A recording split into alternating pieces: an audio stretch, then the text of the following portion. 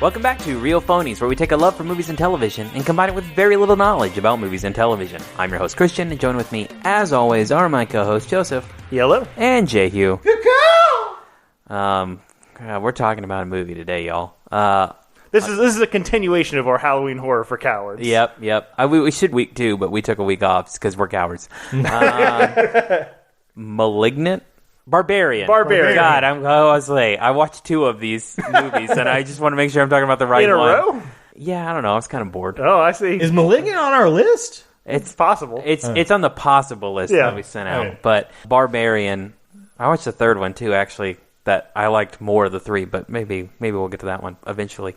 Barbarian, God, I don't know. It's your worst nightmare about staying at an Airbnb. You show up, somebody else is already there, and then it takes. And that's the best part of the tame part. Right. That seems like it's going to be the premise of the whole movie, and it's not. It's not. It's almost impossible to talk about anything of this. Yeah, it takes a left turn. Yeah, and it just keeps going harder. How often have you guys done Airbnbs? A lot. My wife prefers them to hotels. Because I don't believe in them, but my wife thinks that they're somehow more cozy, and I just think they're more expensive and more inconvenient. Early on, I had some really great experiences at Airbnb. So when this movie came out, I kind of thought the premise was bullshit. Yeah. These last 2 I've stayed at, it's like, I could see how that could happen. Yeah. It's not fun. This has got like a cast of 6 people. Yep. Which, Justin Long's there just to piss me off. So look, just because there's only like 3 main people, there's Georgina Campbell, who's our lead character, Tess, Bill Skarsgård, who, like, man, that dude, he's perfectly cast. I know he is a person, and I respect that exists, but at the same time, he is like just the perfect fusion of his brother, Alexander Skarsgård, and fucking Elvis. Yeah. Whose name I can't remember. Austin Butler. Because when I was trying to remember this movie, I was just superimposing either one of their faces. I was like, no, it's not either one. It's somewhere in the middle. Yeah. But I can't find it. Nowhere near as handsome as either of them. And then also, yes, Justin Long, who I want to make a lobby for right now, that every single movie that Jay Baruchel is in, replace him with Justin Long. I like Justin Long better. They're pretty much the same person. One just irritates me less. I feel like you're about to get some pushback from one Christian Jones. I don't even know where to start on that. Justin Long's ending in this movie is appropriate, and I'm glad that he knows now that this is how every film role should end for him, which is that I need to watch him just die in the most brutal, painful way repeatedly. It never gets old for me. And then the guy who played the Night King is the other dude in this. Yeah. Now, see, this is funny. This kind of shows what I think of you, too, because Nip says he hates Jay Baruchel. I have no reason to question that. Yeah, of course you do. That seems like something you do. Why do you hate Justin Long so much? I think he's intolerable in every film role he's in, and I don't think it's acting. I think he's just intolerable. Fair enough. If what happened to that character in this movie actually happened to Justin Long, would you be surprised? Probably not. No. Yeah. Now, look, I don't think that we have people devoted enough to our cause to go back and do a tally count, but I feel in my heart that on record on this podcast, Christian has more people that he hates for no reason than I do. See, he always has some way to articulate it, but you usually I just don't fucking like that guy. Yeah. I mean, I do. I'm not arguing. I have my prejudices. And listen, so I can backtrack a little bit. I feel like I've been fairly positive on Rosario Dawson recently, but I've refused to back down. I also tried watching that Goosebumps show. Justin Long also fucking in that, so I'm tired of him. All right. What do we think of this movie? Well, so this movie. Well, first of all, I think I've already told this story on the podcast before, but I'm going to tell it again. Is that, I had to come out to a friend about being a pussy about this. Like, I had a friend who up until this point thought I was cool, did not know I was a coward. And he was like, hey, man, why don't we go see Barbarian again? I was like, nope, not going to do it. Not going to do it. It's like, why? Looks too scary. So, but then later, I read a review that called it David Fincher upstairs, Sam Raimi I was downstairs. going to pull that same quote. And like, I didn't even realize that they were talking about literal levels. Yeah, very literal. But like, as soon as it's like, well, I have to try that. That's literally everything I want from suspense movies. Yeah. Those two guys. The first like few minutes of this movie there's just so many red flags, and you're just totally like, get the fuck out of there, get the fuck out of there. When all of her interactions, when she shows up at the Airbnb and is talking to, which Skarsgård is he again? Bill. And, just everything he says is a thing that is the wrong thing to say. Yeah. It's just, and you think that's going to be the movie, and when it's not, it's very surprising. I will say, you pull the Fincher Raimi quote, and I feel like that's a quote that's a good selling point because it appeals to a very specific white guys like us. Right. But also, I think it generally pretty much achieves that very totally. well. I think that's a good description. 100%. The whole like first 30 minutes of this movie are just the scene from Zodiac where Jake Gyllenhaal's interviewing the guy with the basement, and that's great. Like that's like one of the best scenes in that movie. Right. Look, you said when we agreed to this movie that this is a good movie for cowards because there's nothing like specifically explicit. Like there wasn't like the torture things. It wasn't like hyper gory necessarily. Right. Whatever. I mean, mostly my criteria for that is, does it stick with me? And this didn't really stick. I will say there were some very challenging visuals, atmospheres, and really, honestly, internal feelings about some of the characters in this movie that challenged me in a way that I didn't like. So I'm pushing back on you a little bit for telling me that this was it's no big deal. You'll be fine. Yeah, I kind of push back on it too a little bit. I do like your opinion of does it stay with me, right? But there was more. It's not even like a lot of body horror, right? But there was more than I anticipated from a movie you would recommend. Yeah, that's fair. And I got to come back to this because I don't want to forget it. But talking about Bill Skarsgård for a minute, I think he's perfectly cast in this movie because you do not trust that guy to save your life. I love there's a line that's written is like, do I look like a monster? It's like, yes! That's your whole career, dude. But no, he's exactly the kind of handsome that's untrustworthy. Yeah. Like he's a little too fit. Like what do you need to be that fit for? Yeah. As far as if you encountered that person in real life. I should also mention, because we didn't when we talked about the cast, we didn't mention this is directed by one of the main cast members of the sketch comedy group Whitest Kids U'Know. Wrote and directed by. Yeah. Right. And first off, it's weird that in recent memory there are two sketch comedy, like famous sketch comedy actors that have gone on to do like terrific horror movies. Right. But also, I feel like Bill Skarsgård's dialogue in this movie is the most Whitest Kids U'Know dialogue in the whole thing. Yeah. It does feel... It does almost feel like it's like setting up a joke. Like it just is constantly like... I don't want to say the rug's going to get pulled out from underneath you because it definitely the movie sets up to be it's a horror movie. Yeah. No, but that's what I mean. Like you think it's going to be one thing for a while, and then it just turns into something completely different. Right. And it is almost kind of a joke. Like it is almost like here's all this build up, and now here's the punchline. But instead of it being funny, it's just highly uncomfortable. Yep, I would agree with that. I would say better than Transformers. Better than Transformers. I mean, I say better. Honestly, same as for you for what was the one we did last week? No One Will Save You. Yeah. For me, title sequence, I was in. Yeah, I thought the title sequence was great. The like literal crossing of the threshold into the title sequence, magnifique. Right. Yeah. It was like it reminded me of almost like the concept of like a vampire, of like inviting them in. Like, like it elicits a very like, this is a bad decision. Right, exactly. Like, very visually, I don't know. The opening of this movie is really good. Mm-hmm. Title card, everything. Her sitting in the car, like it's very uncomfortable and unnerving, even though nothing's going on. Like I don't know. Really, the opening 10 minutes, I was like, I'm in. Yeah. I got a little more cautious the farther we got into it, but yeah, I really enjoy the opening. Yeah, better than Transformers. You want to do spoilers? Yes. Yeah. God. So there are so many red flags for Bill Skarsgård's character. I had to go back and check because one of the things that I remember being weirded out by is like, where the fuck is his car? He doesn't have a car, so theoretically, whatever, you ride share or whatever. But it definitely leads into like, where did this guy fucking come from? Right. Yeah, that has to be intentional. No, it's definitely intentional. And yeah, I mean, just everything he does is like just off enough, but also just like human enough, just like conversational enough that like it's kind of normal, but it's just kind of not.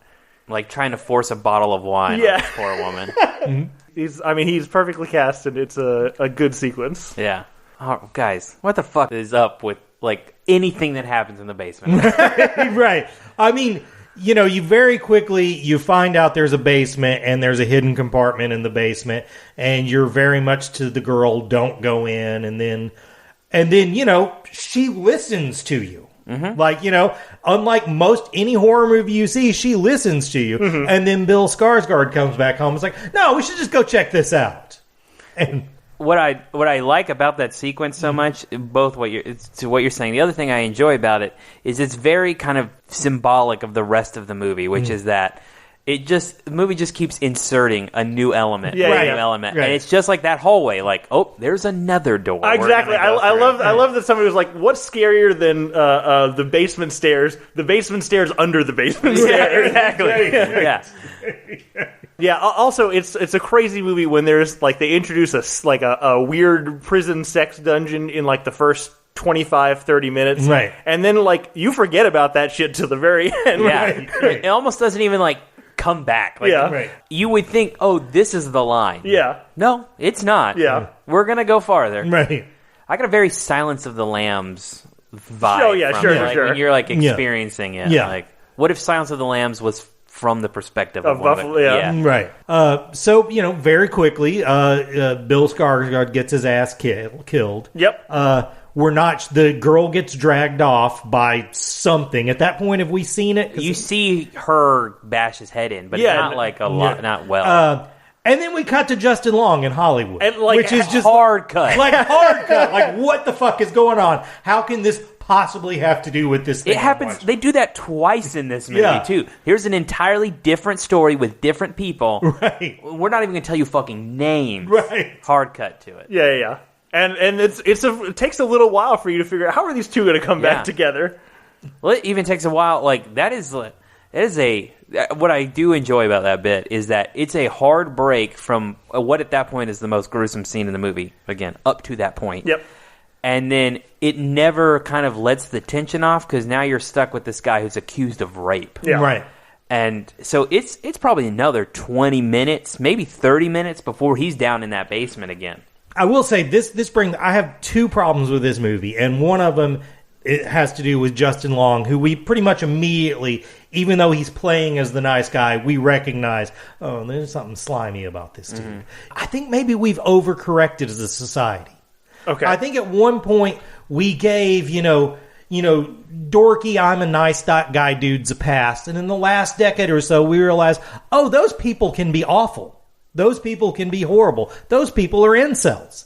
But now this almost sends the message of you can trust the big, handsome, strapping guy. He's going to do you no harm. Even though he gives you every red flag in the world, there's nothing to worry about with him. Just keep your eye on the dork whose ass you could probably kick. I mean, to be fair, though, he did decide that we should go deeper in the hole instead of immediately leaving. That's true. There's still there. I guess there was still a message of machismo can get you killed. Yeah, it is. Sure. It is white knighting a little bit, though. I'll give you that. First off, I think like Justin Long's character is great. I love that he's a piece of shit who like really, really wants to not think of himself as a piece of shit. But it is funny. But then every single time that like there's even like any remote stakes, he turns immediately back into the worst piece of shit that exists. And I mean, it's not a funny movie. But the moment he finds the sex dungeon and tries to add more square footage to the listing, it's fucking hilarious. Yeah, he doesn't even stop to think. So he's like sitting on the bed. Oh god, it's so good. So how we get to him being involved in this is he needs money for legal fees. Mm-hmm. He owns this Airbnb and he needs to sell it. Yeah. And so he goes to investigate, which leads to the great scene. Yeah, it's a great sequence. I love when he gets in the rental car and the lawyer's like, what do you mean you're in the rental car? Yeah. And he's like, I'm in fucking Minnesota or Michigan. And he's like, what the fuck do you mean you're in that whole sequence? Great too. Right. But the measuring tape, immediately finding it and then going to the computer and being like, does Secret Sex Dungeon add square footage to the house? So funny. It's good times. And then, of course, he meets up with Tess, and then there's the third storyline as we find the origin of the dungeon, which is fucking horrific. Yeah. Horrible. Like, the monster is the monster of our times, but it's not the worst character when you meet him. Yeah. It is kind of, Frankenstein's monster Right. thing. And then they escape, and I've never, ever, ever wanted to see somebody get their eyes gouged. And I just will never forgive you, Hurt, for making me endure that. Okay, I want to be 100% clear. I may have been drinking when I watched this, and I may not remember that somebody got their eyes gouged out. You don't remember that? I don't. God, it's disgusting. Which is funny because I considering I haven't watched this movie in like 6 months or something, I've had a pretty good recollection of what happened. Yeah. But I don't remember that at all. Oh, yeah, they get to the water tower, and Justin Long throws Tess off. Yep. I do remember that. At that point, I was like, okay, because I guess I'm a sucker because I'm still kind of rooting for him to turn out to be an okay guy at this point. Well, everything to Joseph's point, he keeps making the wrong decisions, but Right. he keeps saying, like, right, he's recognizing in it, like, Right, maybe I exactly. am a bad person. right. Yeah. God, he throws her off. And the monster, who we haven't talked about, who's the inbred progeny of a fucking horrible human being, just wants to be a mom. Right. And so she kidnaps people and forces them to breastfeed, and the only word she can say is baby, and it's really bad. But she sees whom she thinks is her baby, Tess, get thrown off the water tower, so she sacrifices herself. Right. And saves her. Yeah. Except neither of them die, Tess nor the monster thing. Right. And Justin Long comes down, and the monster takes his head and fucking mountains him. Yep. But digs her nails into his eye, and you see all the squish and the guts come pouring out. It's so gross. It's not good. I guess I vaguely remember that now. I don't know. I wonder why I don't remember that more, though, because I can remember the end of, Tess walking off all disheveled and beat up and stuff, but I don't remember that, though. Maybe I've blocked it out. I will say, so I knew there was a twist to this movie, and so the movie almost faked me out. I think it would most audience who kind of knew there was something else coming, because you think it's the thing with Bill Skarsgård at first, and there's a thing with like the basement door when they're all asleep and whatever. But then when Tess first comes home comes back to the house from her interview, that there's the guy that runs down this empty street at her, like full speed, yelling at her. Right. And I'm like, holy shit, that's a scary movie too. Right. And like at that point, we're still very in like the realistic realm. Right. And I thought that was going to be like, oh, okay, we thought it was going to be Bill Skarsgård, but it's just going to be this random psycho on the street that shows up there. Which also, like, first off, good misdirect, but also I'd be okay with that movie also. Right. But I love. First off, I don't know how that guy knew so much about what was happening under the basement of this house. But two, like, I knew, like, the second he's like, I've been here for 15 years. Great like, bit. Yeah. Great bit. She comes busting out. I hate to, like, spoil the end of this movie, but I have to recount it for you since you claim to not remember it so much. And again, that's the thing I know you say you hate about horror movies, and it was absolutely on display on this one. Yeah. A couple of other things I love. The transition between night and day between the neighborhood, great. Yeah. Which was just like, you've heard Detroit sucks, but it's way worse than you know. Like, she's in there at night, can't see anything, and then daylight comes, and it's just awful. And then there are a lot of bits of this movie that are just like, kind of either odes or his version. Like, again, the ending is very like Texas Chainsaw Massacre. It's the girl walking down the street, like just surviving. Again, there's like kind of like a Frankenstein's monster bit, and like I don't know, I really enjoy the kind of like allegory, analogy, reference, and storytelling. And if stories are good, you can pull from those things and do it. And I think this is a really fun way to kind of like reinvent some of those ideas and stories in there. I don't know. It made me uncomfortable, but No, you should watch it. Well, here's what makes made me the most uncomfortable is like by the end when after Justin Long's got his skull split open and the monster is like Baba ing Tess again. I'm like, shit. I feel for this monster, like it's just like it just wants to be a mom. It's protecting a child. but it also has to die. It absolutely has to die. Yeah, but it is. It's like it's weird. Like it's a horrific thing that's designed like visually to make you the most uncomfortable as a person you can be. But at the same time, you're like, but I also like I feel for it as a person. Yeah. Which is also I think impressive. Maybe the reason this one didn't stick with me so much is because we're in Florida. Nobody has basements.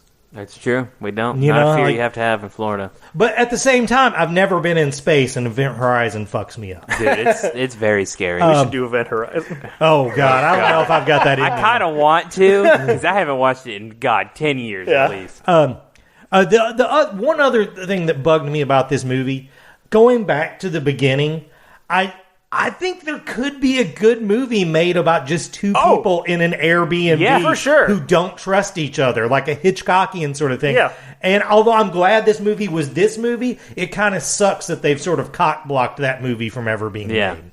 No, Blumhouse is going to make that movie tomorrow for $3 million. That is true. Like, you know, the Five Nights at Freddy movie is exactly like the Nicolas Cage movie. Well, that was exactly right, Five Nights. exactly. Yeah, okay, there you go. Yeah, Yeah. okay. Again, there's probably 3 interesting movies you could have made. Yeah. I mean, that's the thing. That is, this is like 3 different horror movies just smashed together. And why not? I should say. So I mean, in the end, it ended up being like I don't know, maybe extended reality kind of that we're living in, but pretty close to our own.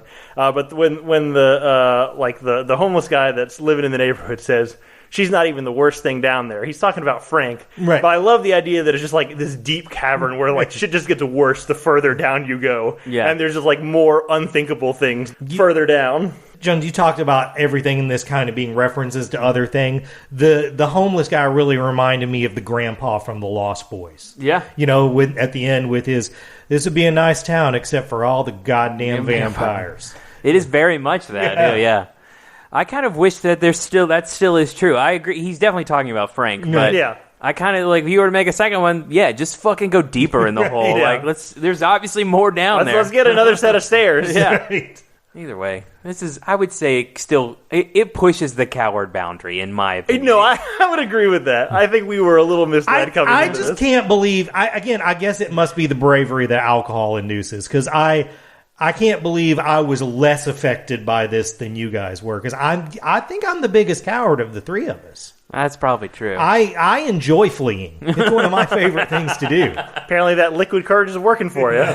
Oh, that's might be my favorite thing ever said. I enjoy fleeing. That's great. All right. Anything else on this one? I don't have anything. I got nothing else. It's definitely better than Transformers. Well worth a watch. Although if you've listened to this whole thing now, you know everything that happened. You should still watch it though. I think it's like it's well done in a way that you would still enjoy it even if you knew all the things that happen. It's a great looking movie both in positive and negative ways. Yeah, no, that's true. I would That's totally true. agree with that. Yep. Apparently, as a little, I don't know if you read the same thing, but the little hair on the bottle, the nipple, was like a total accident. But they saw it in a shot, and they're like, "This looks great," so then they put more on it.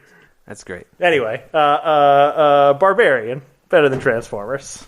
What have we been watching the last couple weeks, guys? Before we get into what we're watching, we did get an email this week from our old pal Zach. Oh, cool. Hey, right. Zach. I'll just read it out. He's a big horror movie buff. So for our Halloween Horror for Cowards, he had some suggestions. He said, "Dear Real Big Fish, heard you were taking on some not-so-scary Halloween movies, so here are some of my suggestions as someone who used to watch a lot of horror movies. Apologies if you've already... we haven't heard of any of them. Fuck them. Housebound, a New Zealand comedy horror about a haunted house that has maybe the best balance of comedy and horror I've ever seen. The Babysitter and The Babysitter 2. These 2 are on Netflix, I think, and do get a bit bloody, but are very fun. And One Cut of the Dead. Zombie stuff. Don't look up anything else about it. Just watch it. Also, if someone doesn't want to watch something spookier, they should watch The Void, because I love that movie, and no one else does, and that makes me sad. Love Zach. Yeah. I will say 3 of those. The only one, Housebound and the 2 Babysitter movies are available on streaming. One Cut of the Dead I could not find for free, or on our existing services. But That's a kind of an unspoken precursor to this, is that you have to be able to find it on streaming. for sure, We don't go out of our way to buy a horror. Right. But I'm all about some suggestions. So I feel like we could do one. We One of figure it those. out after we get off there, but one of those, yeah. Yeah. Anyway, Christian, what have you been watching? All right, so we know we just do this bit for us. We don't even do it for each other. Just the individual. Right. Because that's what mine's about to be, and I'm really sorry. Have at it. Well, first, movies on a plane. We didn't have much we had fairly short flights, so I only got one movie plane in, and I made an odd choice. I chose Matrix 4 Resurrection. I don't know, pick an R word, put it back there, it's probably right. I don't remember what I gave it when we watched it for the show. I haven't watched it since then. I'm saying better than Transformers. I'm pretty sure you said better than Transformers. Yeah, me and you were both pretty positive on that one. I like it. I think it's a good time. Things I really enjoy. I don't even try to say that guy's name. Dr. Manhattan? Yep. Great as Morpheus. I would absolutely watch a Morpheus movie with that guy all the time. I think Jonathan Groff is hamming it up and having a blast. His version of Agent Smith, I think, is like super kind of sassy, don't give a fuck. Love it. Great. I don't know that Carrie-Anne Moss and Keanu are actually good actors or good in this movie. I think they have incredible chemistry together. I don't know. I can't imagine anyone else playing those two parts and having the kind of like magnetism that those two have. Like, they just bring like a gravity to that role and that relationship that I just don't think anyone else would capture. It's lightning in a bottle. They're great together. They're like the two high school weirdos that found each other. Yes, that's a great description. I don't know. I'm saying better than Transformers. I do think I enjoyed it more in the second watch because we had no idea what to expect when Matrix was coming back.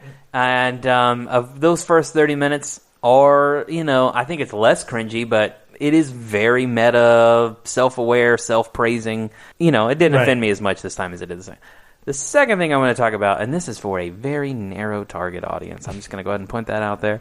I've seen a lot on my social media recently, this TikTok that's going around that's spreading like wildfire. You guys probably haven't seen it. We don't have the same friends. But it's Karen Carpenter playing drums. Oh, yeah definitely. We've all seen that. Yeah. Okay, so I need to address this. Number one, I'm very happy people are learning that Karen Carpenter is a drummer. That's great news. Right. It's fucking sad we did not know that beforehand. Karen Carpenter is an incredible drummer. And this should be, like, well documented. We should teach it in our schools.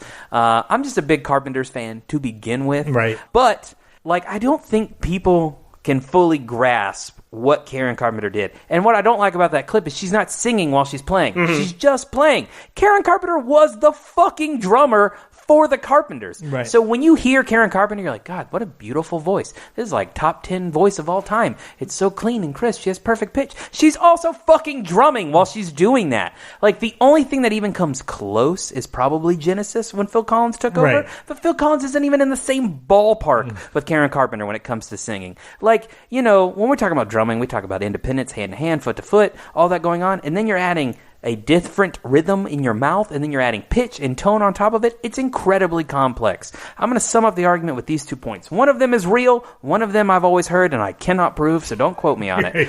The first is that in, 1976, Rolling Stone voted her the best drummer in the world. Kind of nuts, because John Bonham was alive at that time. Also, he was furious about that decision. Number 2, when Neil Peart was asked what's it like to be the best drummer in the world, his response, I don't know. You got to ask Karen Carpenter. That's how respected she was. She played a very Buddy Rich jazz style. Right. And heavily inspired by Buddy Rich. If you watch the way she plays hi-hat and things like that, it's exactly like Buddy Rich does. That's not easy. That's complex shit.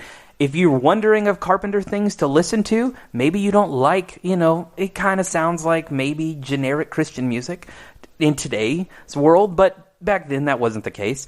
They have in 1970 they covered Help by the Beatles. It honors the original version, sounds very much like it, also very Carpenter-y. She plays drum set on that. Dancing in the Street, again, sounds like every fucking cover of Dancing in the Street you've ever heard. They all sound the exact same. Right. But she's drumming on that and she's singing on that, and both are great. You know those songs, you like those songs, might as well listen to that version and appreciate Karen motherfucking Carpenter, because she's awesome. I like That's it. I think that Rolling Stone thing, also at that time, Rolling Stone was real hard on Led Zeppelin. They've only retroactively decided, no, we love Led Zeppelin. But I have this theory that songwriters who start off as drummers are usually better songwriters. Yeah. I think it's just they think about a part of the song that someone strumming an acoustic guitar or playing in a piano doesn't, which is the beat. They're also thinking of the melody on top of that, but they're thinking that in a way that someone else isn't. Steven Tyler from Aerosmith, he started off as a drummer. Kurt Cobain wasn't a good drummer, but started off as a drummer. Dave Grohl, exactly. Yeah. Neil Peart wrote all the songs for Rush. Right. Fucking Mike Portnoy wrote the songs for Dream Theater.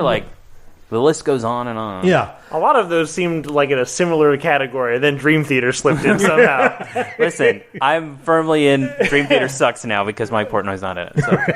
Have you checked out that band that he's in now? The like three, I can't think of their name, but it's like a 3-piece band, and it's sort of like a super group, but I don't really recognize the other two guys. He did do last year. He toured with Petrucci again, and Winery Dogs is the name. Winery Dogs. Yes. Yep. I have listened to them, but not. I listened to a little of it, and I think it just had a foot on both sides and didn't really commit.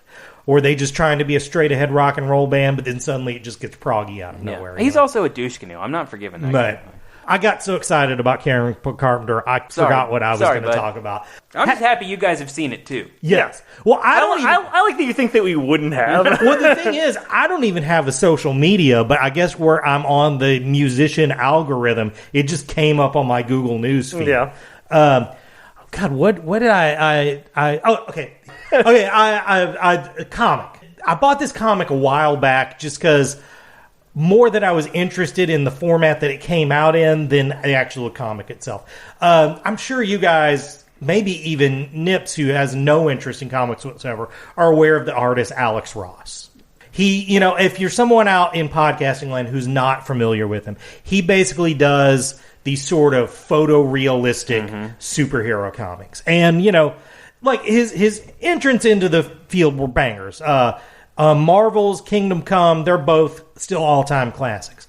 But after that, I start to sour on him. I don't know, all his stuff starts to look really static.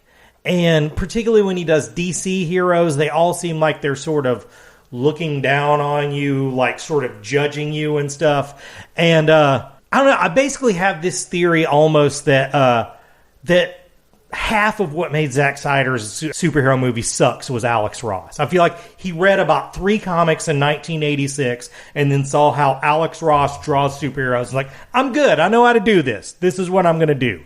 But I do like Alex Ross whenever he does stuff in the style of another artist. Like if he does like a painted homage, like for instance, he did a print of Dick Sprang's Batman, who Dick Sprang was the guy who drew Batman in the 50s and 60s while he was still a barrel-chested, jolly guy.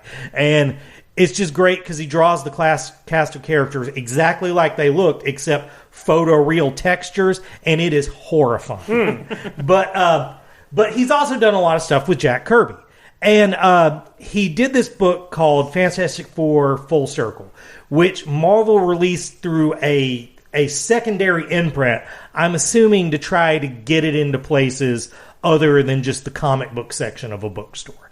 And so I bought it a while back and really, it just kind of sat there looking pretty on the bookshelf. But I decided to read it this week, and I feel like Alex Ross also thinks Zack Snyder is his fault. Because this totally seems like his blueprint of what you should do if you're going to do a Fantastic Four movie. It's very, very sort of old school dialogue, but without getting super campy. The characters are very Kirby-esque, but still real textures, and I just fucking loved it. I thought it was awesome. I may go back and give some of his work that I've dismissed a chance now because I really didn't like the effect it was having more than just the work itself. So, Fantastic Four Full Circle, better than Transformers. Also, last night I had boiled peanuts for the first time in years. That is outrageous to me. Okay, here's the thing. Here's why. I don't have a lot of nostalgia really for Living the Life, for the movie theater, because I realize it's not there anymore. There's still a shape of it, but it's a completely different thing. There's no way to go back, so why feel nostalgic for it? But I do feel nostalgic for screenings, and a fixture of screenings for me was boiled peanuts. And when I stopped doing screenings, I kind of just forgot about boiled peanuts. But Sarah got home from her road trip yesterday, and she had a big thing of boiled peanuts. Man, boiled peanuts, better than fucking Transformers. Better than Transformers, So fucking good. That's it. That's all I got. Worst part of marrying a Yankee is she refuses to eat boiled peanuts. I mean, they are a cell. They seem sort of slimy and bug-like. They're vaguely hairy. Delicious. They kind of look like something that would be in the basement of Barbarian. Yeah, but then you taste one, and yeah, you're in. I also have some movies on the plane. I got through more than you did. Yeah. I played video games. So. That's fair.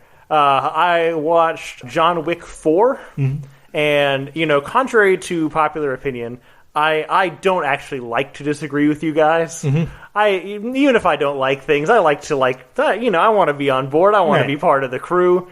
But I feel like it's time this is, I think, a thing I was hiding from myself, but I'm letting down the curtain. I think there's only one good John Wick movie, and it's John Wick 1.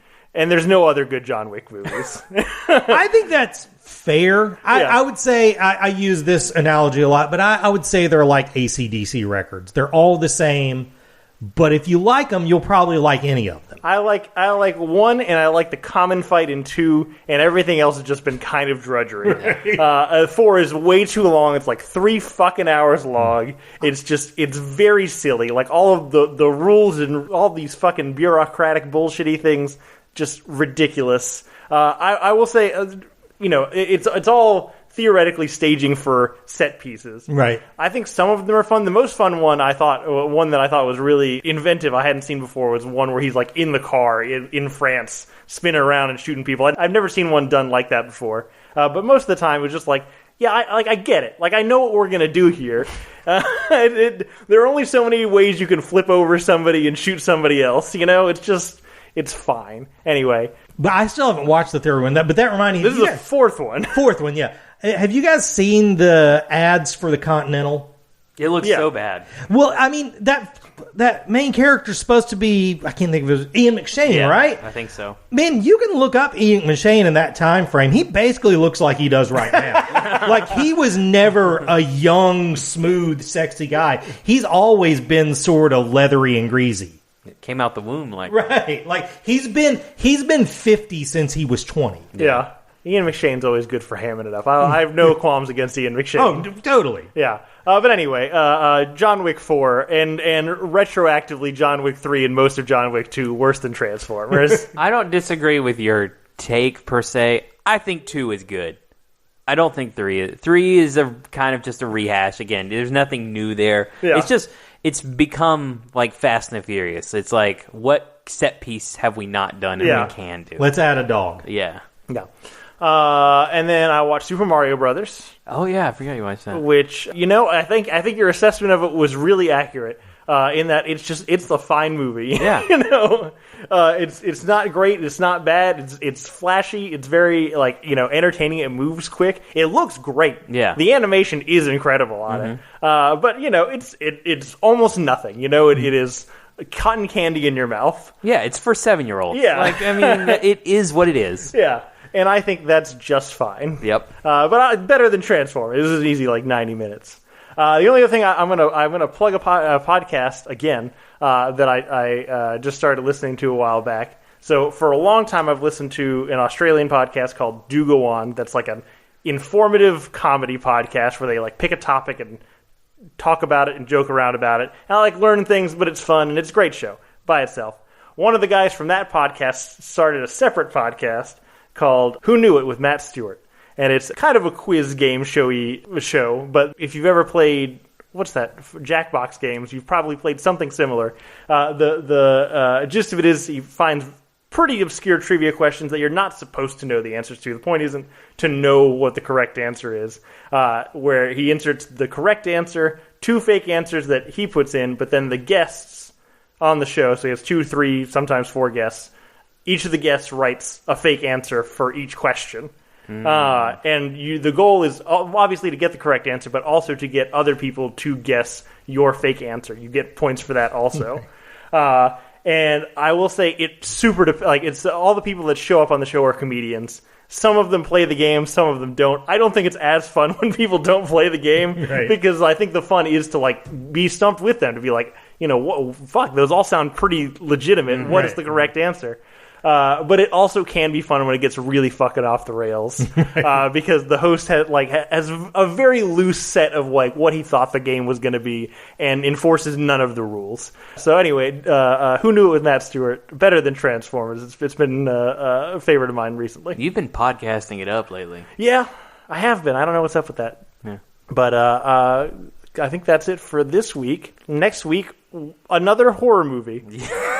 I mean, of those, the Homebound one, you know, where it was more comedy, sounds up my alley. I'm game for it. But also, the Babysitter sounds like it would have an airbrushed VHS cover, so I also like that. It is very... I haven't watched it, but I remember the trailers being like a very like 80s slasher. That's definitely what they're going for, I think. Well, I like to do a slasher movie every year, so maybe that one. I don't know. All right. So maybe both. Maybe. We'll see how it goes. But thanks, everybody, for listening. Please rate and subscribe, tell your friends about the podcast. If you want to get in touch with us and tell us what you thought about Barbarian, you can get in touch with us at realphonies@gmail.com. You can also follow us on Facebook and Twitter at realphonies, on Instagram, real_phonies. Thanks to Zach Evans and Brian Velasquez for our theme. We'll see you guys later. Later.